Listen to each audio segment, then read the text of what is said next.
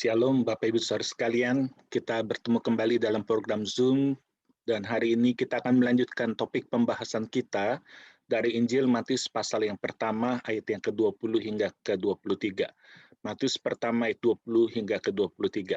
Mari kita berdoa terlebih dahulu. Bapa di dalam surga, sebentar lagi kami mau membahas firman-Mu. Berkati Tuhan supaya firman itu menjadi rema, menjadi berkat kekuatan, kesehatan dalam kerohanian kami, dalam tubuh, jiwa, raga kami, sehingga kami boleh semakin bertumbuh dalam pengenalan akan Engkau, semakin mengasihi Engkau, dan semakin hidup berbuah-buah, dan siap bertemu Tuhan ketika Tuhan datang menjemput kepunyaannya. Berkati firman-Mu ini Bapa. Layakkan hamba-Mu, sucikan, kuduskan, dipakai menjadi saluran berkat. Demi nama Tuhan Yesus kami sudah berdoa. Amin. Hari ini kita akan membahas tema tentang malaikat Tuhan. Sebelumnya saya ingin kita review terlebih dahulu tentang orang-orang kudus, ya. Tentang orang-orang kudus saya akan share PowerPoint saya. Minggu lalu kita sudah belajar tentang banyak orang-orang baik, ya, banyak pria yang baik di Alkitab, dan kita lihat ada Yusuf, ada Boaz, ada Nehemia. Apakah hanya 3 orang itu? Tentu tidak. Banyak orang-orang kudus, orang-orang baik di Alkitab, dan kalau kita lihat bukan hanya mereka bertiga, ada juga nama-nama lain seperti Ezra, Daniel, Yesaya, Jeremia, dan yang lain-lain. Mereka semua orang-orang baik, tanpa ada catatan dosa, tanpa ada catatan kriminal, tanpa ada kesalahan sepanjang hidupnya. Hari ini saya akan melanjutkan tentang Matius 1 ayat 20 sampai 23, dan tema hari ini adalah malaikat Tuhan. Malaikat Tuhan. Kita lihat penulisannya, A-nya huruf kecil, ada L huruf besar, yaitu Tuhan. Jadi E-nya malaikatnya itu huruf kecil, malaikat Tuhan. Dan kita lihat dalam Matius 1 ayat 20, ketika Yusuf memikirkan hal itu, malaikat Tuhan datang kepadanya dalam sebuah mimpi berkata, Yusuf, anak Daud, jangan takut untuk mengambil Maria sebagai istrimu, karena bayi dalam kandungannya itu berasal dari Roh Kudus. Dia akan mengandung seorang anak laki-laki, dan kamu akan menamai dia Yesus, yaitu Tuhan yang menyelamatkan. Karena dia akan menyelamatkan manusia dari dosa-dosa mereka. Dan semua ini terjadi untuk menggenapi apa yang Tuhan firmankan dalam Injil, dalam kitab Nabi Yesaya 20, berkata, lihatlah perempuan yang akan mengandung dan melahirkan seorang anak laki-laki, dan mereka akan menamai dia Immanuel, yang artinya Allah beserta kita.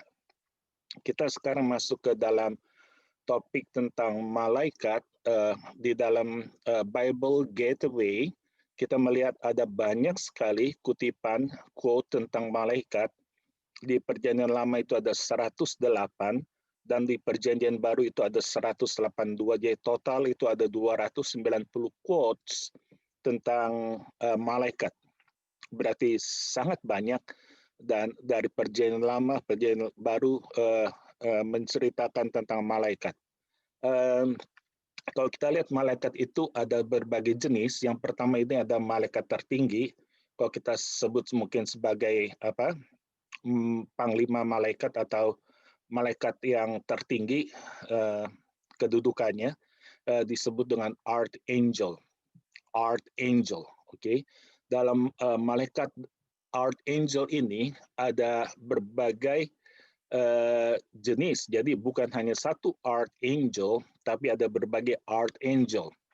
Kata archangel ini, kalau kita lihat dari 1 Tesalonika 4:12 itu muncul nama Archangel yang pertama yaitu malaikat yang tertinggi kedudukannya yaitu bernama Mikael.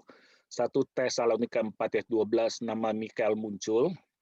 Kemudian dalam surat Yudas 1 ayat 9, Yudas hanya satu pasal, dikatakan dari itu ada di Yudas 1 ayat 9 untuk Mikael, dan di Gabriel ada di Lukas 1 ayat 19. Dikatakan di sana ada nama malaikat Gabriel yang bertemu dengan Maria.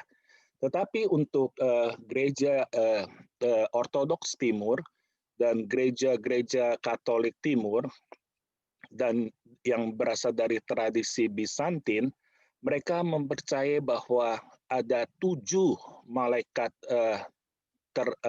pimpinan atau yang tertinggi. Jadi bukan hanya 2, tapi 7.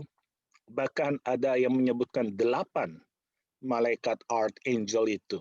Dan nama-namanya sudah disebutkan dengan jelas sekali, yaitu selain Michael dan Gabriel, ada juga Raphael.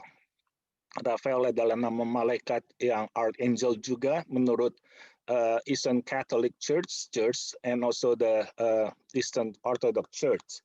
Ada Uriel, ada Selafiel, ada Jehudiel atau Jehudiel, ada Barakchiel, dan yang ke-8 ini yang unik ya, ada Jerahmiel, ya Jeremiel.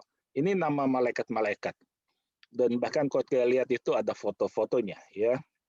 Ini di gereja Ortodoks Timur dan gereja Katolik Timur berdasarkan tradisi Bizantin.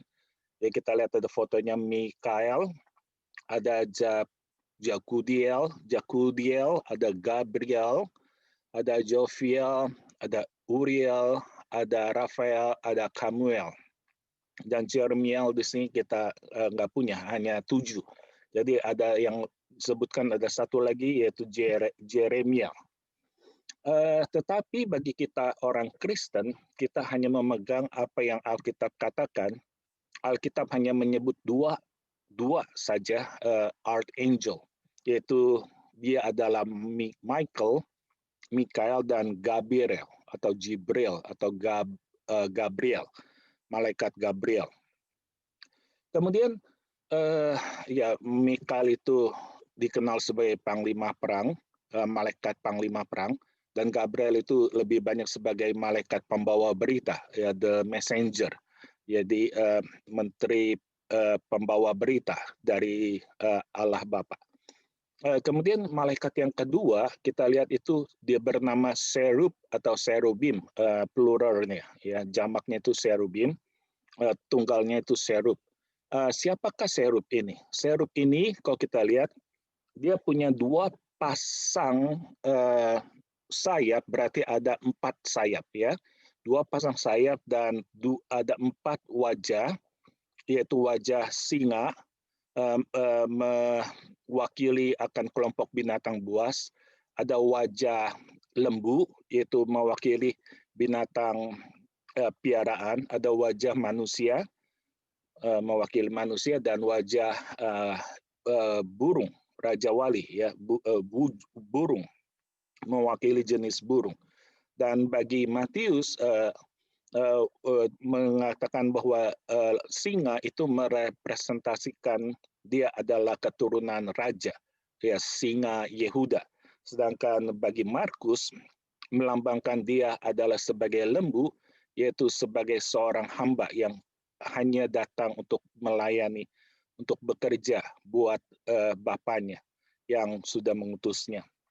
Menurut Injil Lukas, Yesus Kristus adalah seorang manusia sejati, manusia biasa, mewakili kita sekalian. Dan menurut Injil Yohanes, dia adalah burung Raja Wali, karena dia adalah anak Allah, dan itu digambarkan dengan burung Raja Wali. Jadi ini tentang Serubim. Ya.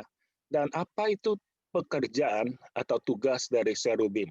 Michael, panglima perang, Gabriel itu pembawa berita. Kalau Serubim atau Serub ini, tugasnya ada 2 yang penting. Yang pertama adalah untuk menjaga Taman Eden. khususnya bagi Adam dan Hawa, agar mereka jangan kembali dan menikmati pohon buah yang baik dan jahat itu. Jadi mereka diusir dan tidak boleh masuk lagi ke taman itu, dan ada penjaga pintu masuk ke Taman Eden, yaitu Serubim ini. Menurut Yehezkiel 10 ayat 2, itu dikatakan bahwa Serubim ini juga bertugas sebagai alat transportasi bagi Allah Yahweh untuk bergerak. Jadi kendaraan yang dipakai oleh Allah untuk bergerak adalah Serubim. Jadi dia adalah alat transportasi bagi Allah untuk bergerak. Jadi ini Serubim. Tugasnya ada dua, menjaga Taman Eden dan sebagai alat transportasi Allah untuk bergerak. Kemudian malaikat ketiga itu adalah seraf atau serafim, bentuk jamaknya. Malaikat serafim ini ada kekhususan kalau serubim 4 sayap, malaikat serafim ini ada 6 sayap. 6 sayap ini di mana 2 untuk menutupi wajahnya dan 2 untuk menutupi kakinya dan 2 itu untuk terbang. Yaitu kalau kita bisa lihat di dalam Yesaya 6 ayat 2 sampai 6, ini malaikat serafim. Jadi unik, dia ada 6 sayap, 2 menutupi muka, 2 menutupi kaki, dan 2 untuk terbang. Apakah tugas malaikat serafim ini? Tugas malaikat serafim ini adalah sebagai untuk penjaga dari takhta Allah dan senantiasa menaikkan pujian suci, suci, suci. Sucilah Tuhan, kudus, kudus, kudus. Dan biar seluruh muka bumi penuh dengan kemuliaannya. Tugasnya memuji Tuhan, menjaga akan takhta kudusnya Tuhan. Jadi siapakah penjaganya? Malaikat serafim ini. Ini malaikat yang nomor 3. Jadi pertanyaan saya, malaikat-malaikat yang apa saja yang dekat dengan takhta Allah? Malaikat apa saja yang dekat dengan takhta Allah? Kita masih ingat ada serafim yang sebagai penjaga akan takhta Allah, dan jangan lupa ada juga serubim. Serubim juga di takhta Allah karena dia adalah kendaraan motor di mana Allah bergerak, itu transporting yang dipakai itu adalah serubim. Jadi yang dekat dengan takhta Allah itu ada 2 jenis malaikat, malaikat serafim dan malaikat serubim. Dan yang keempat, yang terakhir kita kenal itu adalah malaikat biasa, ya. Malaikat biasa yang kalau saya boleh pakai istilah adalah yang paling rendah kedudukannya dan yang sering kita jumpai atau kita kenal malaikat ini. Malaikat ini kalau kita lihat tuh muncul di Lukas 22 ayat 43, ya, ketika Tuhan Yesus di Taman Getsemani yang keringatnya bercucuran bagaikan darah, kemudian ada malaikat yang datang untuk menguatkan dia. Tugas malaikat ini adalah dia memperhatikan segala masalah-masalah yang dihadapi manusia, dan dia datang untuk membantu, menguatkan, menolong, menghibur. Ini tugas dari malaikat yang keempat. Jadi ada 4 jenis malaikat, ada archangel, ada cherubim, ada seraphim, dan ada angel itu sendiri. Nah, kemudian kalau kita lihat di sini dalam Matius 1 ayat 20, Matius mengatakan ketika Yusuf menyadari hal itu, kemudian datang malaikat Tuhan, ya, an angel. Jadi bukan angel, tapi an angel of the Lord, ya, berarti ada malaikat Tuhan. Jadi bukan malaikat, tapi malaikat Tuhan datang kepada Yusuf dalam mimpi. Nah, pertanyaannya siapakah malaikat Tuhan ini? Matius mengatakan malaikat Tuhan. Siapakah malaikat yang datang kepada Yusuf dalam mimpinya ini? Dia itu siapa? Ya, kemudian kita tahu ada 4 malaikat, ya, ada archangel, ada seraphim, ada cherubim, ada malaikat biasa. Matius memang tidak menyebutkan siapakah malaikat itu, Tapi kalau kita lihat dalam peristiwa Maria, itu ada malaikat Gabriel yang datang kepadanya bahwa engkau akan mengandung dan melahirkan seorang anak laki-laki. Jelas sekali Lukas mengutip dan mengatakan bahwa malaikat itu bernama Gabriel. Tapi Matius tidak mengatakan hal itu. Jadi ada kemungkinan malaikat yang sama yang datang kepada Maria adalah malaikat yang sama yang datang kepada Yusuf dalam mimpi.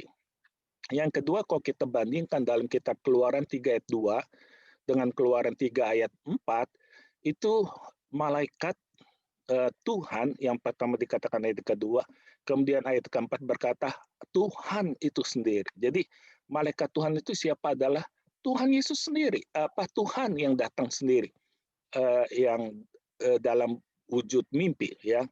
Itu juga tertulis juga dalam kitab Bilangan 23, 26 dan 32, di mana dikatakan itu malaikat itu adalah Tuhan sendiri yang datang kepada Yusuf dalam mimpi. Ya itu ya. Jadi ada bisa kemungkinan Gabriel atau Tuhan sendiri.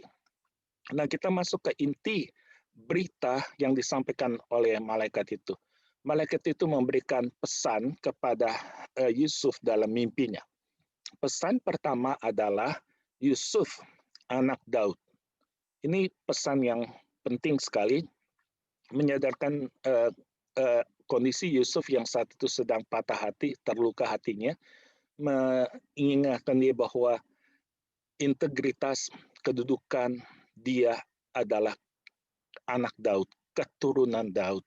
Ingat, engkau bukan hanya seorang tukang kayu, tapi engkau adalah masih berdarah biru, masih ada darah Daud, keturunan Daud, di mana nenek moyangmu itu raja Daud. Sehingga ingat akan posisi kedudukanmu, sehingga engkau tidak menjadi seorang yang biasa saja, tapi engkau adalah keturunan dari seorang raja. Engkau masih berdarah biru. Engkau masih keturunan seorang raja yang perkasa, raja yang hebat, raja yang diperkenan Tuhan, yang ya, sangat berkenan di mata Tuhan, 40 tahun memerintah, dan Tuhan sayang kepadanya, dia adalah Daud, dan engkau keturunannya. Yang kedua, pesan dari malaikat itu adalah, jangan takut untuk mengambil Maria sebagai istrimu. Kenapa malaikat harus ngomong jangan takut untuk mengambil Maria sebagai istrimu?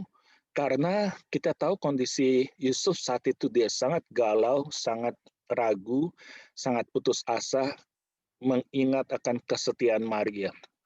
Kok bisa-bisanya sih engkau kelihatannya baik, kelihatannya begitu agung, luar biasa, sangat mempesona, tapi ternyata engkau tidak berakhlak, engkau tidak setia, engkau berkhianat, engkau engkau membohongi saya di belakang saya, engkau berkhianat kepada saya. Jadi Yusuf sangat meragukan akan kesetiaan Maria. Untuk memulihkan kepercayaan diri Yusuf dan kepercayaannya kepada Maria, maka malaikat itu harus berkata, jangan takut, jangan ragu, ambil Maria sebagai istrimu. Jangan takut, karena keraguan-raguan, kekhawatiran akan kesetiaannya dijawab dengan jangan takut, jangan takut, jangan takut, jangan ragukan Maria, jangan ragukan kesetiaannya, jangan ragukan akan kebaikannya. Yang ketiga, malaikat itu berkata, anak yang di dalam kandungannya itu berasal dari Roh Kudus. Nah, ini hal yang sangat indah, sangat penting. Ini memberikan jawaban bagi masalah Yusuf, dan ini memecahkan teka-teki yang tidak dimengerti oleh Yusuf, karena kenapa engkau tiba-tiba bisa mengandung, siapa pria di balik semuanya itu? Maka malaikat Tuhan berkata, tidak ada seorang pria di balik semuanya itu. Maria tidak menipu, Maria tidak berkhianat, karena dia dikandung, bayi dalam kandungannya itu berasal dari Roh Kudus.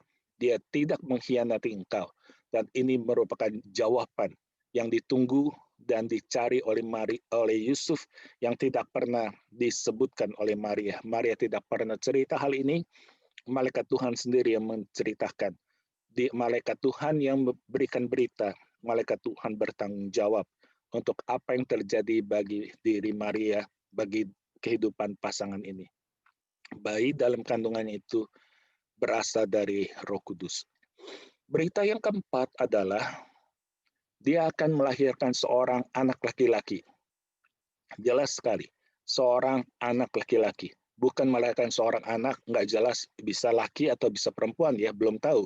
Ya, tapi jelas malaikat sudah menubuatkan, memberikan kepastian bahwa Maria akan melahirkan seorang bayi, dan bayi itu laki-laki, ya.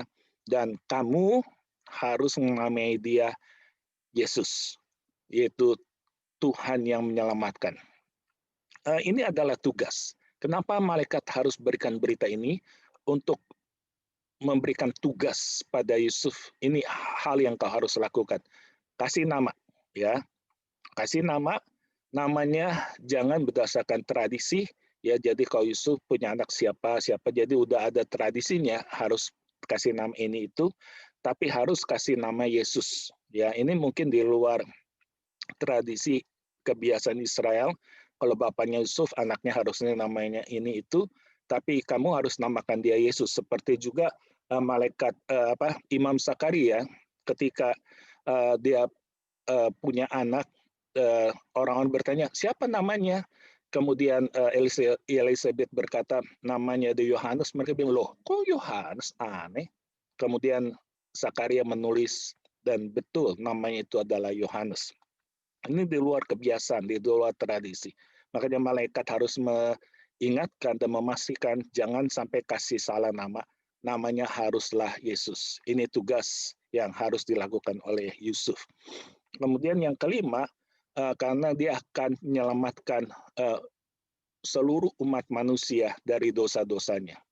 Ini untuk menunjukkan, menjelaskan tujuan kedatangan Tuhan Yesus, anak Allah itu.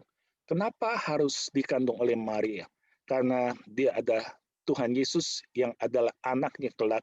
Dia datang untuk menyelamatkan bukan hanya sekelompok manusia, bukan hanya sekelompok negara, tapi seluruh umat manusia dari dosa-dosanya. Apapun dosanya, sebesar apapun dosanya, Tuhan akan selamatkan. Tuhan akan mengampuni dan membebaskan mereka dari segala jenis dosa yang sebesar apapun. Untuk menjelaskan kepada Yusuf, inilah tujuan kedatangan bayi yang dikandung oleh Maria yang bernama Yesus itu, yang adalah anak Allah. Apakah berita yang disampaikan? Yang keenam adalah untuk mengingatkan Yusuf, all this happen,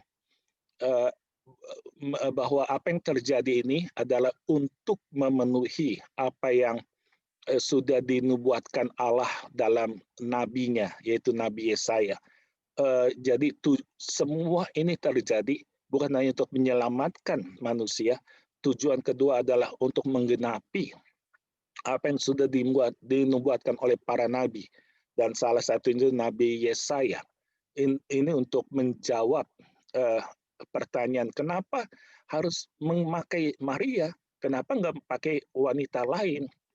Dia kan sudah bertunangan. Kenapa nggak pakai gadis yang masih seorang diri, ya? Untuk menjawab mengapa Tuhan ingin memakai Maria, karena Maria itu yang terpilih, yang terbaik dari seluruh wanita yang masih gadis dan yang belum pernah bersentuhan dengan pria, dan itu sebabnya dia terpilih dari seluruh wanita yang ada untuk memberikan jawaban. Dan dikutip dari Yesaya 7 ayat 14, di sini Matius mengutip dari Yesaya 7 ayat 14, bahwa anak darah itu akan melahirkan seorang anak laki-laki, dan mereka akan menamakan, manggilnya Immanuel, yang berarti Allah beserta kita. Ini adalah satu nubuatan dari kitab Perjanjian Lama Yesaya bahwa seorang anak darah, seorang perawan akan melahirkan seorang anak laki-laki dari Yesaya 7 ayat 14.